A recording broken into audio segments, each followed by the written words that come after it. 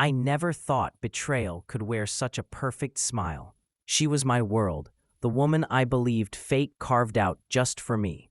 Every look, every touch, felt like proof that love still existed. But sometimes love is just a mask, and behind it waits a monster wearing perfume. I didn't catch it right away. How could I? You don't expect poison in the glass you drink from every day. But looking back, the signs were there. And when the truth finally cut through, it didn't bleed red. It bled green. Money. That was all she ever wanted. It started with small things. She became distant, her phone a shield she never let me near. Nights once filled with laughter turned into hours of silence. I told myself she was stressed, that maybe work was breaking her down. I tried to hold her, but she slipped further away. One night, curiosity won. I glanced at her screen, and what I saw wasn't just suspicion. It was confirmation. Messages, transactions, promises. She wasn't in love with me. She was negotiating her future, and I was just collateral. Most men would rage, smash the phone, scream, throw everything into chaos. But that wasn't me. The fire inside me didn't burn outward. It froze. In that ice, I saw clearly. If I screamed, she'd play victim. If I begged, she'd feel powerful. No, she didn't deserve an explosion. She deserved erosion. A slow, quiet unraveling of the empire she thought she could build on my back. I decided then I wouldn't confront her. I would watch. I would plan. And when I moved, it would be surgical. She thought she was clever. She hid her steps, whispered promises to men who valued her greed more than her soul. I memorized it all. Every chat, every lie, every withdrawal. She had no idea that while she typed, I was behind her shadow, screenshot by screenshot, receipt by receipt. I let her think she was winning. That's the cruelty of it. Letting the guilty smile while their rope tightens. She told me she loved me at night, kissed me like nothing had changed. I kissed her back. My silence was sharper than any blade. The first strike wasn't loud. I simply stopped funding her lifestyle. The shopping sprees slowed. Their gifts dried up. She asked questions, feigned concern, tried to coax the old version of me out. But I let her stew in confusion. Her frustration grew. She couldn't say why she was upset, because that would reveal her game. I watched her scramble like a gambler running out of chips. Each day she searched for cracks in my armor. And each day I gave her nothing but quiet smiles. Behind the scenes, I was building my case. Her messages weren't just private, they were damning. Promises of love traded for cash, her voice dripping with desperation as she begged men for security. She thought she was playing chess, but I was already holding the board. I gathered proof slowly, feeding it into folders she could never erase. Every time she left the house, I worked. Every time she lied, I saved it.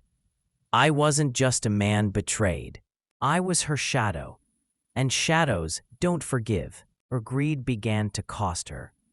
She relied on men who were as cold as she was, and when they didn't deliver, she turned restless. She accused me of being distant, of changing, of no longer loving her. I laughed inside. The irony was delicious. She was losing control, and she didn't even know the walls closing in weren't from her lovers. They were mine. Her game wasn't unraveling by accident. It was unraveling because I was pulling the strings, one by one, with patient hands. When she finally snapped, it wasn't dramatic. It was pathetic. Tears, accusations, a desperate plea for attention. She said I was neglecting her, that she felt unloved. I listened, nodded, and whispered apologies I didn't mean. All the while, my mind ticked forward, calculating the next step. I wasn't her lover anymore. I was her executioner. And every lie she told me was another nail in her coffin. She wanted to play victim? Fine, I would give her the stage. But I controlled the audience. Her downfall began socially. Friends she manipulated started questioning her stories. I didn't shout her secrets from rooftops. I simply let truths slip in whispers. A shared screenshot here. A forwarded message there. Doubt spreads faster than fire when it's true. Soon, her circle shrank. Invitations vanished. Smiles turned cold. She couldn't point to me. I was the loving partner on the outside. She crumbled slowly, desperately clinging to masks that no longer fit. Watching her world collapse without touching her was the sweetest revenge. But I wasn't finished.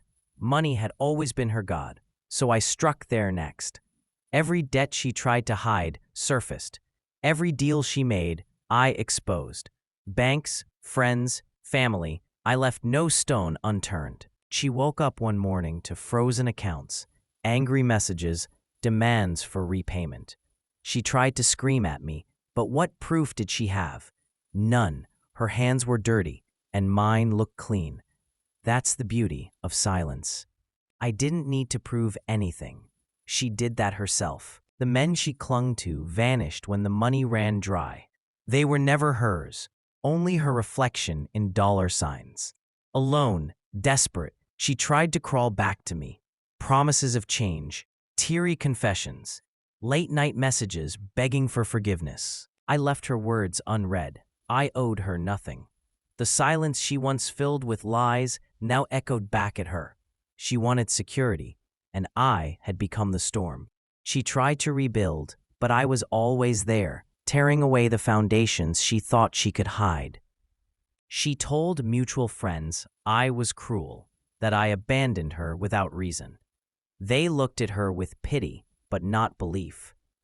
I had evidence, and when needed, I shared it strategically. No yelling, no anger, just facts. Facts are undefeated. Her voice shook when she realized no one was listening anymore. Her sobs were loud, but her credibility was gone. I didn't need to argue. The world had turned its back on her, the same way she once turned her back on me for pocketfuls of cash. The beauty of karma is that you don't need to rush it. You just need to guide it. I never had to scream or curse. I simply let the truth breathe, and it spread like smoke through every corner of her life. Employers questioned her loyalty. Friends questioned her honesty. Even her family stopped defending her. She tried to fight back, but every punch she threw was caught in her own lies. Watching her stumble into traps she set for herself was the justice I'd been waiting for. She grew desperate. Fake apologies, fake stories, even fake bruises posted online. She painted herself as a victim of abuse, hoping to claw back sympathy. But lies are fragile when truth stands tall. I held on to my silence until the right moment. Then, one by one, I released the receipts, screenshots, voice notes, financial trails. Everything she denied lay bare before her audience. The fundraiser she started collapsed. The sympathy dried. She wasn't a survivor. She was a fraud. And everyone knew it. The last thread she clung to snapped when her family cut her off. She had lied to them, too, stolen from their trust as easily as she had stolen from mine. They saw through her, finally, and left her to drown in the mess she created. She called me, again and again. Please, I'm sorry. I miss you. I didn't mean it. The same lips that kissed me, while whispering to others, now begged for mercy. I listened to her voice crack. Then I hung up. That silence was my justice. I watched from afar as she tried to stitch her life together. Job applications denied, friends gone, lovers vanished, money drained. She was still breathing, but she wasn't living. She posted pictures, pretending she was fine. But the hollow eyes told another story. I never interfered. She didn't deserve my hand, not even to push her further down. She needed to sit with the silence, to taste the emptiness she once served me every night while smiling like nothing was wrong. People often ask if revenge feels sweet.